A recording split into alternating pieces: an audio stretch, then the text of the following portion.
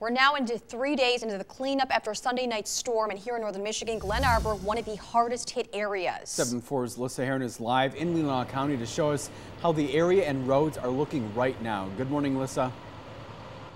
Good morning, Brendan and Melissa. This morning we made our way into Glen Arbor from 109. Right now we're standing on M22, and you can see several of the Consumers Energy crews are pulling out. They've been out here working all morning on the lines. Now, I was just able to speak with one of the engineers very quickly, and he told me there was about 25 to 30 people out here working in this area, but there's also several crews throughout the town right now. Now, they're all getting ready to switch off, and other crews will be out here throughout the day. I asked him when residents can look to see power in this immediate area, and he told me he doesn't even have a guess. He said at this time, it's just extremely bad. But according to Consumers Energy, as of 4 a.m., approximately 19,000 Consumers Energy customers remained without power across Michigan. They're still saying residents in Leelanau, Grand Traverse, and Ogama County are expected to see power again late Thursday night, but we'll keep you updated on this throughout the day. Reporting live in Leelanau County, Alyssa Heron, 7-4 News. Plus, we're live in Glen Arbor. Coming up next, we're going to speak with some residents on how their home was affected after Sunday night storm and what the cleanup's looking like for them. You're watching 7-4 News today. Good morning, Alyssa. Good morning, Brendan and Melissa. Yeah, we've been walking around Glen Arbor and driving around Glen Arbor all morning, and we just stopped at the shelter, and I was able to speak with some residents. Here we have Mary Ann and Frank Krebs. Thanks for joining us this morning. And their house was actually affected by Sunday night storm.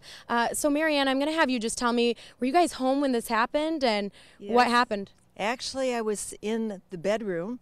I was laying down, and all of a sudden the storm picked up. And I looked out the window, and the trees actually were falling toward the bedroom. At the same time, my husband is in another room yelling, "Other trees are falling." Yeah, in the back of the house, the trees I was worried about luckily fell by the house rather than on the house back there. Right, so you guys got pretty lucky that just one fell. Kind of tell me how the rest of the neighborhood was affected here. Well, basically every road was blocked. It looked like a war zone. And most of the houses, I would say there's at least 15 houses that we had direct hits. In fact, we're down to about 4 houses yet to be cleared. All our streets are finally open. It was late Tuesday night. We finally opened up Crystal Bend. Deering Tree Company has been doing a fantastic job of removing all the debris from the road. It was pictures on pictures we have that just show just like a logging center where everything was just cleared, cut.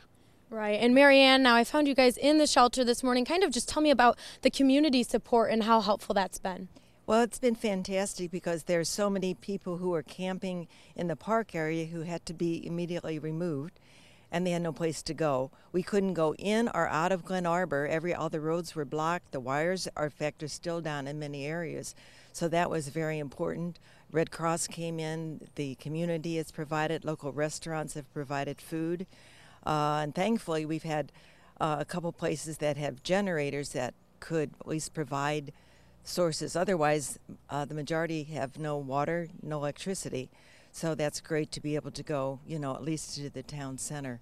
All right. And the neighbors have been great. Neighbors are sharing food with other neighbors, sharing water, and if some of them had generators, so they're plugging refrigerators in with cables going across and that kind of stuff. So it's been really a super group that's been working around here. Yeah, I would definitely say major kudos to the community members working together and all of the road commission crews that have been out there, Consumers Energy and everybody, because it looks like in these last 3 days, there's been a dent in all of this cleanup. So that's pretty important. All of this information and more will be up on our website at UpNorthLive.com. Brendan, Melissa? All right, thanks a lot, Alyssa, for that live report. And to hear it firsthand from people who went through it, it's pretty powerful. It is. And to see those trees just snapped in their yard like that, to think it could have been worse. To think, luckily nobody was injured, obviously, with that family right there. And again, they were also using one of the shelters set up in Leelanau County at the Township Hall.